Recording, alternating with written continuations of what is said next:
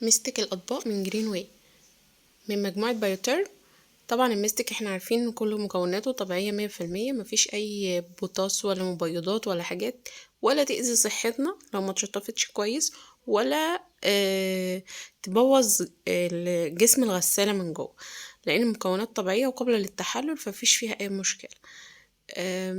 دلوقتي احنا بنرص الأطباق والمواعين عادي في غسالة الأطباق. تمام.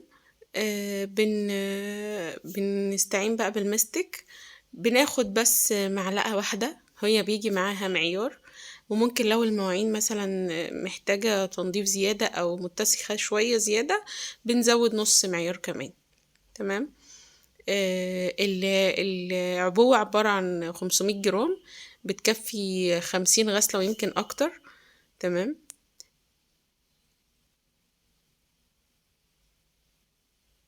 مكوناته طبيعية، ممكن تستغني عن الزيت، مش لازم تستخدميه لان هو فيه في مكوناته الزيت، والمواعين بتطلع لامعة وبتبرق ونضيفة وزي الفل.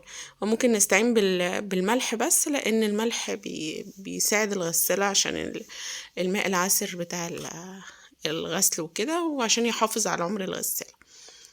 تمام. بعد ما بنرص الأطباق ونحط المسحوق بنقفل الغسالة ونستنى التايم بتاع الغسلة ونشوف. بعد ما خلصت دلوقتي هنشوف المواعين.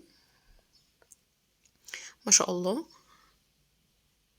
المواعين كلها الله أكبر نظيفة وبتبرق.